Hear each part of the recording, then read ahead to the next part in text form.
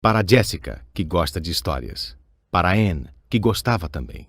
E para Di, que foi quem ouviu esta primeiro. Capítulo 1. O menino que sobreviveu. O senhor e a senhora Dursley, da Rua dos Alfeneiros, número 4, se orgulhavam de dizer que eram perfeitamente normais. Muito bem, obrigado.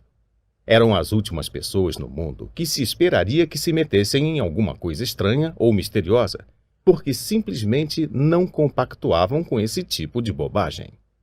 O Sr. Dursley era diretor de uma firma chamada Grunnings, que fazia perfurações. Era um homem alto e corpulento, quase sem pescoço, embora tivesse enormes bigodes. A Sra. Dursley era magra e loura e tinha um pescoço quase 2 vezes mais comprido que o normal, o que era muito útil porque ela passava grande parte do tempo espichando-o por cima da cerca do jardim para espiar os vizinhos. Os Dursley tinham um filhinho chamado Dudley, o Duda, e em sua opinião não havia garoto melhor em nenhum lugar do mundo.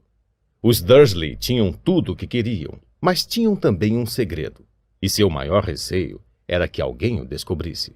Achavam que não iriam aguentar se alguém descobrisse a existência dos Potter. A senhora Potter era irmã da senhora Dursley, mas não se viam havia muitos anos. Na realidade, a senhora Dursley fingia que não tinha irmã, porque esta e o marido imprestável eram o que havia de menos parecido possível com os Dursley. Eles estremeciam só de pensar o que os vizinhos iriam dizer se os Potter aparecessem na rua. Os Dursley sabiam que os Potter tinham um filhinho também, mas nunca o tinham visto. O garoto era mais uma razão para manter os Potter à distância. Eles não queriam que Duda se misturasse com uma criança daquelas. Quando o senhor e a senhora Dursley acordaram na terça-feira monótona e cinzenta em que a nossa história começa, não havia nada no céu nublado lá fora, sugerindo as coisas estranhas e misteriosas que não tardariam a acontecer por todo o país. O Sr. Dursley cantarolava ao escolher a gravata mais sem graça do mundo para ir trabalhar, e a Sra. Dursley fofocava alegremente enquanto lutava para encaixar um Duda aos berros na cadeirinha alta. Nenhum deles reparou em uma coruja parda que passou batendo as asas pela janela. Às 8h30, o Sr. Dursley apanhou a pasta, deu um beijinho no rosto da Sra. Dursley e tentou dar um beijo de despedida em Duda, mas não conseguiu, porque na hora Duda estava tendo um acesso de raiva e atirava o cereal nas paredes. «Testinha!» disse rindo contrafeito o Sr. Dursley ao sair de casa. Entrou no carro e deu a marcha ré para sair do estacionamento do número 4. Foi na esquina da rua que ele notou o primeiro indício de que algo estranho ocorria. Um gato lia um mapa. Por um instante o Sr. Dursley não percebeu o que vira. Em seguida virou rapidamente a cabeça para dar uma segunda olhada. Havia um gato de listras amarelas sentado na esquina da Rua dos Alfeneiros, mas não havia nenhum mapa à vista. Em que estaria pensando naquela hora? Devia ter sido um efeito da luz. Ele piscou e arregalou os olhos para o gato. O gato o encarou. Enquanto virava a esquina e subia a rua, espiou o gato pelo espelho retrovisor. Ele agora estava lendo a placa que dizia Rua dos Alfeneiros. Não, estava olhando a placa. Gatos não podiam ler mapas, nem placas. O Sr. Dursley sacudiu a cabeça e tirou o gato do pensamento. Durante o caminho para a cidade, ele não pensou em mais nada, exceto no grande pedido de brocas que tinha esperanças de receber naquele dia. Mas, ao sair da cidade, as brocas foram varridas de sua cabeça por outra coisa. Ao parar no costumeiro engarrafamento matinal, não pôde deixar de notar que havia uma quantidade de gente estranhamente vestida andando pelas ruas. Gente com capas largas. O Sr. Dursley não tolerava gente que andava com roupas ridículas. Os trapos que se viam nos jovens. Imaginou que aquilo fosse uma nova moda idiota. Tamborilou os dedos no volante e seu olhar recaiu em um grupinho de excêntricos parados bem perto dele. Cochichavam excitados. O Sr. Dursley se irritou ao ver que alguns deles nem eram jovens. Ora, aquele homem devia ser mais velho do que ele e usava uma capa verde esmeralda. Que petulância! Mas então ocorreu ao Sr. Dursley que se tratava provavelmente de alguma promoção boba. Essas pessoas estavam, obviamente, arrecadando alguma coisa. Devia ser isto. O tráfego avançou e, alguns minutos depois, o Sr. Dursley chegou ao estacionamento da Grunnings, o pensamento de volta às brocas. O Sr. Dursley sempre sentava de costas para a parede em seu escritório no 9º andar. Se não o fizesse, talvez tivesse achado mais difícil se concentrar em brocas naquela manhã. Ele não viu as corujas que voavam velozes em plena luz do dia, embora as pessoas na rua as vissem. Elas apontavam e se espantavam enquanto coruja atrás de coruja passava no alto. A maioria jamais viram uma coruja mesmo à noite. O Sr. Dursley, porém, teve uma manhã perfeitamente normal sem corujas.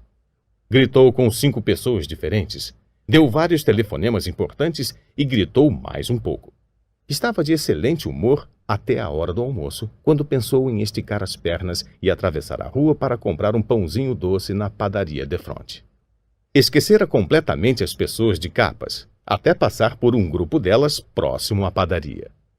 Olhou-as com raiva ao passar. Não sabia o porquê, mas elas o deixavam nervoso.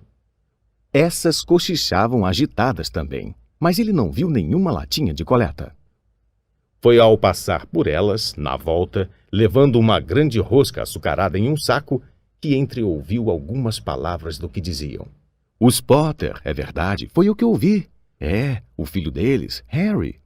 O Sr. Dursley parou de repente. O medo invadiu-o.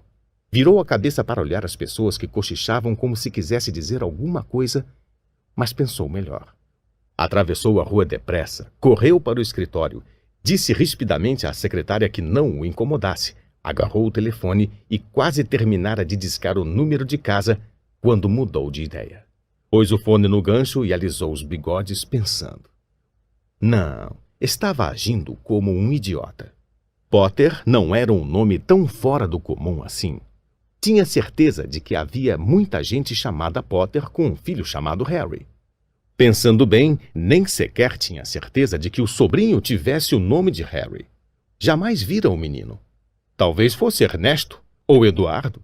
Não tinha sentido preocupar a Sra. Dursley. Ela sempre ficava tão perturbada à simples menção da irmã. Não a culpava, se ele tivesse uma irmã como aquela, mas mesmo assim, aquelas pessoas de capas... Achou bem mais difícil se concentrar nas brocas aquela tarde. E quando deixou o edifício às 5 horas, continuava tão preocupado que deu um encontrão em alguém parado ali à porta. Desculpe, murmurou, quando o velhinho cambaleou e quase caiu. Levou alguns segundos até o Sr. Dursley perceber que o homem estava usando uma capa roxa. Não parecia nada aborrecido por ter sido quase jogado ao chão. Ao contrário, seu rosto se abriu em um largo sorriso e ele disse numa voz esganiçada que fez os passantes olharem. Não precisa pedir desculpas, caro senhor, porque nada poderia me aborrecer hoje. Alegre-se, porque o você sabe quem finalmente foi-se embora. Até trouxas como o senhor deviam estar comemorando um dia tão feliz. E o velho abraçou o Sr. Dursley pela cintura e se afastou. O Sr. Dursley ficou pregado no chão. Fora abraçado por um completo estranho. E também achava que fora chamado de trouxa, o que quer que isso quisesse dizer. Estava abalado. Correu para o carro e partiu para casa, esperando que estivesse imaginando coisas, o que nunca esperara que fizesse, porque não aprovava a imaginação. Quando entrou no estacionamento do número 4, a primeira coisa que viu, e isso não melhorou o seu estado de espírito, foi o gato listrado que notara aquela manhã. Agora, ele estava sentado no muro do jardim. Tinha certeza de que era o mesmo. As marcas em volta dos olhos eram as mesmas. Chispa! Disse o Sr. Dursley em voz alta. O gato não se mexeu. Apenas lançou-lhe um olhar severo. Será que isto era um comportamento normal para um gato? Pensou o Sr. Dursley. Continuava decidido a não comentar nada com a esposa. A Sra. Dursley tivera um dia normal e agradável. Contou-lhe durante o jantar os problemas da senhora do lado com a filha e ainda que Duda aprendera uma palavra nova, nunca. O Sr. Dursley tentou agir normalmente. Depois que Duda foi se deitar, ele chegou à sala em tempo de ouvir o último noticiário noturno. E, por último, os observadores de pássaros em toda parte registraram que as corujas do país se comportaram de forma muito estranha hoje. Embora elas normalmente caçem à noite e raramente apareçam à luz do dia, centenas desses pássaros foram vistos hoje voando em todas as direções desde o alvorecer. Os especialistas não sabem explicar por que as corujas de repente mudaram o seu padrão de sono. O locutor se permitiu um sorriso. Muito misterioso. E agora com Jorge Mendes, o nosso boletim meteorológico. Vai haver mais tempestades de corujas hoje à noite, Jorge? Bom, Eduardo, disse o meteorologista, não sei lhe dizer, mas não foram só as corujas que se comportaram de modo estranho hoje. Ouvintes de todo o país têm telefonado para reclamar que, em vez do aguaceiro que prometi para ontem, eles têm tido chuvas de estrelas. Talvez alguém ande festejando a Noite das Fogueiras uma semana mais cedo este ano. Mas posso prometer para hoje uma noite chuvosa. O Sr. Dursley ficou paralisado na poltrona. Estrelas cadentes em todo o país, corujas voando durante o dia, gente misteriosa usando capas por todo o lado e um cochicho a respeito dos Potter. A Sra. Dursley entrou na sala trazendo 2 xícaras de chá. Não adiantava. Teria que lhe dizer alguma coisa. Pigarreou nervoso. Petúnia, querida, você não tem tido notícias de sua irmã ultimamente? Conforme esperava, a Sra. Dursley pareceu chocada e aborrecida. Afinal, normalmente fingiam que ela não tinha irmã. Não, respondeu ela seca. Por quê? Uma notícia engraçada, murmurou o Sr. Dursley. Corujas, estrelas cadentes, e viu uma porção de gente de aparência estranha na cidade hoje. E daí? Cortou a Sra. Dursley. Bem, pensei, talvez, tivesse alguma ligação com, sabe, o pessoal dela. A Sra. Dursley beberucou o chá com os lábios contraídos. O Sr. Dursley ficou em dúvida se teria coragem de lhe contar que ouvira o nome Potter. Decidiu que não. Em vez disso, falou com a voz mais displicente que pôde. O filho deles teria mais ou menos a idade do Duda agora, não? Suponho que sim, respondeu a Sra. Dursley, ainda seca. Como é mesmo o nome dele? Ernesto, não é? Harry.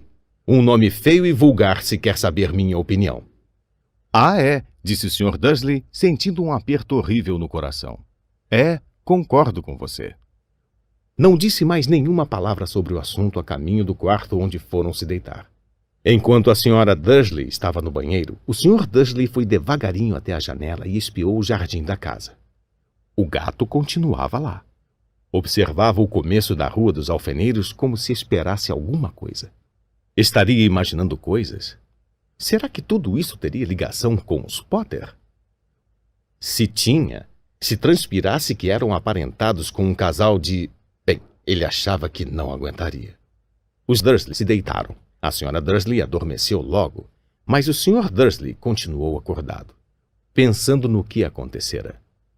Seu último consolo antes de adormecer foi pensar que, mesmo que os Potter estivessem envolvidos, não havia razão para se aproximarem dele e da Sra. Dursley.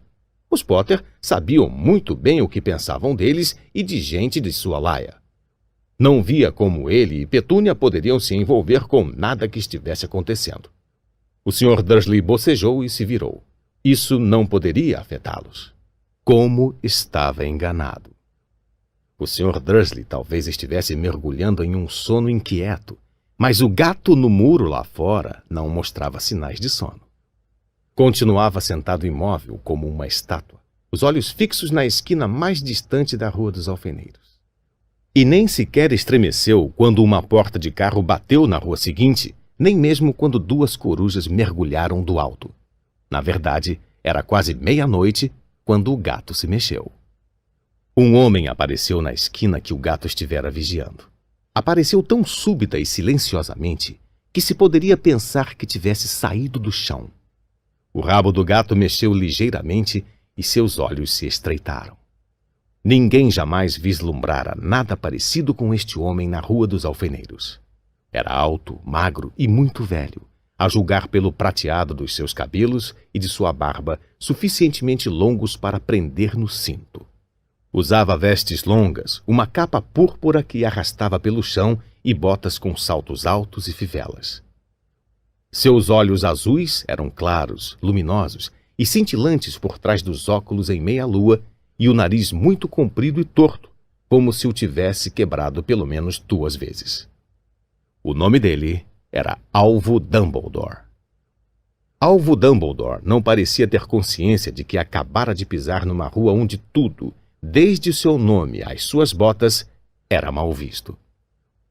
Estava ocupado apalpando a capa, procurando alguma coisa, mas parecia ter consciência de que estava sendo vigiado, porque ergueu a cabeça de repente para o gato, que continuava a fixá-lo da outra ponta da rua. Por algum motivo, a visão do gato pareceu diverti-lo. Deu uma risadinha e murmurou: "Eu devia ter imaginado." Encontrou o que procurava no bolso interior da capa. Parecia um isqueiro de prata. Abriu-o, ergueu-o no ar e o acendeu. O lampião de rua mais próximo apagou-se com um estalido seco. Ele o acendeu de novo. O lampião seguinte piscou e apagou. 12 vezes ele acionou o apagueiro, até que as únicas luzes acesas na rua toda eram 2 pontinhos minúsculos ao longe, os olhos do gato que o vigiava. Se alguém espiasse pela janela agora, até a senhora Dursley, de olhos de contas, não conseguiria ver nada que estava acontecendo na calçada. Dumbledore tornou a guardar o apagueiro na capa e saiu caminhando pela rua em direção ao número 4, onde se sentou no muro ao lado do gato. Não olhou para o bicho, mas passado algum tempo dirigiu-se a ele. "Imagine encontrar a senhora aqui, professora Minerva McGonagall." E virou-se para sorrir para o gato, mas este desaparecera. Ao invés dele, viu-se sorrindo para uma mulher de aspecto severo que usava óculos de lentes quadradas exatamente do formato das marcas que o gato tinha em volta dos olhos. Ela também usava uma capa esmeralda. Trazia os cabelos negros presos num coque apertado e parecia decididamente irritada. "Como soube que era eu?" perguntou. "Minha cara professora, nunca vi um gato se sentar tão duro." "O senhor estaria duro se tivesse passado o dia todo sentado em um muro de pedra," respondeu a professora Minerva. "O dia todo? Quando podia estar comemorando? Devo ter passado por mais de 10 festas e banquetes a caminho daqui." A professora fungou aborrecida. "Ah, sim, vi que todos estão comemorando," disse impaciente. "Era de esperar que fossem um pouco mais cautelosos, mas não, até os trouxas notaram que alguma coisa estava acontecendo. Deu no telejornal." Ela indicou com a cabeça a sala às escuras dos Dursley. "Eu ouvi bandos de corujas, estrelas cadentes. Ora, eles não são completamente idiotas. Não podiam deixar de notar alguma coisa? Estrelas cadentes em Kent? Aposto que foi coisa do Dédalo Diggle. Ele nunca teve muito juízo." "Você não pode culpá-los," ponderou Dumbledore educadamente. "Temos tido muito pouco o que comemorar nos últimos 11 anos." "Sei disso," retrucou a professora mal-humorada. "Mas não é razão para perdermos a cabeça. As pessoas estão sendo completamente descuidadas. Saem às ruas em plena luz do dia, sem nem ao menos vestir roupa de trouxa, e espalham boatos." De esguelha, lançou um olhar atento a Dumbledore, como se esperasse que ele dissesse alguma coisa, mas ele continuou calado. Por isso, ela recomeçou. "Ia ser uma graça se no próprio dia em que você sabe quem parece ter finalmente ido embora, os trouxas descobrissem a nossa existência. Suponho que ele realmente tenha ido embora, não é, Dumbledore? Parece que não há dúvida. Temos muito o que agradecer. Aceita um sorvete de limão?" "Um o quê?" "Um sorvete de limão. É uma espécie de doce dos trouxas de que sempre gostei muito." "Não, obrigada," disse a professora Minerva com frieza, como se não achasse que o momento pedia sorvetes de limão. "Mesmo que você sabe quem tenha ido embora." "Minha cara professora, com certeza uma pessoa sensata como a senhora pode chamá-lo pelo nome. Toda essa bobagem de você sabe quem, há 11 anos venho tentando convencer as pessoas a chamá-lo pelo nome que recebeu. Voldemort. A professora franziu a cara, mas Dumbledore, que estava separando 2 sorvetes de limão, pareceu não reparar. Tudo fica tão confuso quando todos não param de dizer você sabe quem. Nunca vi nenhuma razão para ter medo de dizer o nome de Voldemort. Sei que não vê, disse a professora parecendo meio exasperada, meio admirada. Mas você é diferente. Todo mundo sabe que é o único de quem você sabe. Ah, está bem. De quem Voldemort tem medo. Isto é um elogio, disse Dumbledore calmamente. Voldemort tinha poderes que nunca tive. Só porque você é muito, bem, nobre para usá-los. É uma sorte estar escuro. Nunca mais corei assim desde que Madame Pomfrey me disse que gostava dos meus abafadores de orelhas novos. A professora Minerva lançou um olhar severo a Dumbledore e disse: As corujas não são nada comparadas aos boatos que correm. Sabe o que todos estão dizendo? Por que ele foi embora? Que foi que finalmente o deteve? Aparentemente, a professora Minerva chegara ao ponto que estava ansiosa para discutir. A verdadeira razão pela qual estivera esperando o dia todo em cima de um muro frio e duro, porque nem como gato, nem como mulher, ela fixara antes um olhar tão penetrante em Dumbledore como agora. Era óbvio que, seja o que fosse que todos estavam dizendo, ela não iria acreditar até que Dumbledore confirmasse ser verdade. Dumbledore, porém, estava escolhendo mais um sorvete de limão e não respondeu. O que estão dizendo, continuou ela, é que a noite passada Voldemort apareceu em Godric's Hollow. Foi procurar os Potter. O boato é que Lilian e Tiago Potter estão mortos. Dumbledore fez que sim com a cabeça. A professora Minerva perdeu o fôlego. Lilian e Tiago? Não posso acreditar. Não quero acreditar. Ah, Alvo! Dumbledore estendeu a mão e deu-lhe um tapinha no ombro. Eu sei, disse deprimido. A voz da professora Minerva tremeu ao prosseguir. E não é só isso. Estão dizendo que ele tentou matar o filho dos Potter, Harry, mas não conseguiu. Não conseguiu matar o garotinho. Ninguém sabe o porquê, nem o como, mas estão dizendo que na hora que não pôde matar Harry Potter, por alguma razão, o poder de Voldemort desapareceu, e é por isso que ele foi embora. Dumbledore concordou com a cabeça. Sério. É verdade? Gaguejou a professora. Depois de tudo o que ele fez, todas as pessoas que matou, não conseguiu matar um garotinho? É simplesmente espantoso. De tudo que poderia detê-lo, mas, por Deus, como foi que Harry sobreviveu? Só podemos imaginar, disse Dumbledore. Talvez nunca cheguemos a saber. A professora Minerva pegou um lenço de renda e secou com delicadeza os olhos por baixo das lentes dos óculos. Dumbledore deu uma grande fungada ao mesmo tempo que tirava o relógio de ouro do bolso e o examinava. Era um relógio muito estranho. Tinha 12 ponteiros, mas nenhum número. Em vez deles, pequenos planetas giravam à volta. Mas devia fazer sentido para Dumbledore, porque ele o repôs no bolso e disse: Hagrid está atrasado. A propósito, foi ele que lhe disse que eu estaria aqui, suponho. Foi, e suponho que você não vá me dizer por que está aqui e não em outro lugar. Vim trazer Harry para o tio e a tia. Eles são a única família que lhe resta. Você não quer dizer... Você não pode estar se referindo às pessoas que moram aqui, exclamou a professora Minerva, pulando de pé e apontando para o número 4. Dumbledore, você não pode. Estive observando a família o dia todo. Você não poderia encontrar 2 pessoas menos parecidas conosco. E tem um filho. Viu dando chutes na mãe até a rua, berrando porque queria balas. Harry Potter vir morar aqui? É o melhor lugar para ele, disse Dumbledore com firmeza. Os tios poderão lhe explicar tudo quando ele for mais velho. Escrevi-lhes uma carta. Uma carta? Repetiu a professora com a voz fraca, sentando-se novamente no muro. Francamente, Dumbledore, Você acha que pode explicar tudo isso em uma carta? Essas pessoas jamais vão entendê-lo. Ele vai ser famoso, uma lenda. Eu não me surpreenderia se o dia de hoje ficasse conhecido no futuro como o dia de Harry Potter. Vão escrever livros sobre Harry. Todas as crianças no nosso mundo vão conhecer o nome dele. Exatamente, disse Dumbledore, olhando muito sério por cima dos óculos de meia-lua.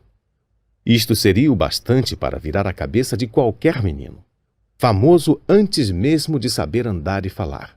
Famoso por alguma coisa que ele nem vai se lembrar. Você não vê que ele estará muito melhor se crescer longe de tudo isso até que tenha a capacidade de compreender? A professora abriu a boca, mudou de ideia, engoliu em seco e então disse: você está certo, é claro. Mas como é que o garoto vai chegar aqui, Dumbledore? Ela olhou para a capa dele de repente como se lhe ocorresse que talvez escondesse Harry ali. Hagrid vai trazê-lo. Você acha que é sensato confiar a Hagrid uma tarefa importante como esta? Eu confiaria a Hagrid minha vida, respondeu Dumbledore. Não estou dizendo que ele não tenha o coração no lugar, concedeu a professora de má vontade. Mas você não pode fingir que ele é cuidadoso, que tem uma tendência... Que foi isso? Um ronco discreto quebrara o silêncio da rua. Foi aumentando cada vez mais, enquanto eles olhavam para cima e para baixo da rua à procura de um sinal de farol de carro. O ronco se transformou num trovão, quando os dois olharam para o céu e uma enorme motocicleta caiu do ar e parou na rua diante deles. Se a motocicleta era enorme, não era nada comparada ao homem que a montava de lado. Ele era quase 2 vezes mais alto do que um homem normal e pelo menos 5 vezes mais largo. Parecia simplesmente grande demais para existir e tão selvagem. Emaranhados de barba e cabelos negros longos e grossos escondiam a maior parte do seu rosto. As mãos tinham o tamanho de uma lata de lixo e os pés calçados com botas de couro pareciam filhotes de golfinhos. Em seus braços imensos e musculosos, ele segurava um embrulho de cobertores. Hagrid! Exclamou Dumbledore, parecendo aliviado. Finalmente! E onde foi que arranjou a moto? Pedi emprestada, professor Dumbledore, respondeu o gigante, desmontando cuidadosamente da moto ao falar. O jovem Sirius me emprestou. Trouxe ele, professor. Não teve nenhum problema? Não, senhor. A casa ficou quase destruída, mas consegui tirá-lo inteiro antes que os trouxas invadissem o lugar. Ele dormiu quando estávamos sobrevoando Bristol. Dumbledore e a professora Minerva curvaram-se para o embrulho de cobertores. Dentro, apenas visível, havia um menino que dormia a sono solto. Sob uma mecha de cabelos muito negros caída sobre a testa, eles viram um corte curioso. Tinha a forma de um raio. Foi aí que... sussurrou a professora. Foi, confirmou Dumbledore. Ficará com a cicatriz para sempre. Será que você não poderia dar um jeito, Dumbledore? Mesmo que pudesse, eu não o faria. As cicatrizes podem vir a ser úteis. Tenho uma acima do joelho esquerdo que é um mapa perfeito do metrô de Londres. Bem, me dê-lhe aqui, Hagrid. É melhor acabarmos logo com isso. Dumbledore recebeu Harry nos braços e virou-se para a casa dos Dursley. Será que eu podia me despedir dele, professor? Perguntou Hagrid. Ele curvou a enorme cabeça descabelada para Harry e lhe deu o que deve ter sido um beijo muito áspero e peludo. Depois, sem aviso, Hagrid soltou um uivo como o de um cachorro ferido. Psiu! Sibilou a professora Minerva. Você vai acordar os trouxas. Desculpe, soluçou Hagrid, puxando um enorme lenço sujo e escondendo a cara nele. Mas não consigo suportar Lilian e Tiago mortos e o coitadinho do Harry ter de viver com os trouxas. É muito triste. Mas controle-se, Hagrid, ou vão nos descobrir, sussurrou a professora, dando uma palmadinha desajeitada no braço de Hagrid, enquanto Dumbledore saltava a mureta de pedra e se dirigia à porta da frente. Depositou Harry devagarinho no batente, tirou uma carta da capa, meteu-a entre os cobertores do menino e, em seguida, voltou para a companhia dos dois. Durante 1 minuto inteiro, os 3 ficaram parados, olhando para o embrulhinho. Os ombros de Hagrid sacudiram. Os olhos da professora Minerva piscaram loucamente e a luz cintilante que sempre brilhava nos olhos de Dumbledore parecia ter se extinguido. Bem, disse Dumbledore finalmente, acabou-se. Não temos mais nada a fazer aqui. Já podemos nos reunir aos outros para comemorar. É, disse Hagrid com a voz muito abafada. Vou devolver a moto de Sirius. Boa noite, professora Minerva. Professor Dumbledore? Enxugando os olhos na manga da jaqueta, Hagrid montou na moto e acionou o motor com um pontapé. Com um rugido, ela levantou o voo e desapareceu na noite. Nos veremos em breve, espero, professora Minerva, falou Dumbledore com um aceno da cabeça. A professora Minerva assoou o nariz em resposta. Dumbledore se virou e desceu a rua. Na esquina, parou e puxou o apagueiro. Deu um clique e 12 esferas de luz voltaram aos lampiões, de modo que a Rua dos Alfeneiros, de repente, iluminou-se com uma claridade laranja, e ele divisou o gato listrado se esquivando pela outra ponta da rua. Mal dava para enxergar o embrulhinho de cobertores no batente do número 4. Boa sorte, Harry, murmurou ele. Girou nos calcanhares e, com um movimento da capa, desapareceu. Uma brisa arrepiou as cercas bem cuidadas da Rua dos Alfeneiros, silenciosas e quietas, sob o negror do céu, o último lugar do mundo em que alguém esperaria que acontecessem coisas espantosas. Harry Potter virou-se dentro dos cobertores sem acordar. Sua mãozinha agarrou a carta ao lado, mas ele continuou a dormir, sem saber que era especial, sem saber que era famoso, sem saber que iria acordar dentro de poucas horas com o grito da Sra. Dursley ao abrir a porta da frente para pôr as garrafas de leite do lado de fora, nem que passaria as próximas semanas levando cutucadas e beliscões do primo Duda. Ele não podia saber que, neste mesmo instante, havia pessoas se reunindo em segredo em todo o país, que erguiam os copos e diziam com vozes abafadas: A Harry Potter, o menino que sobreviveu.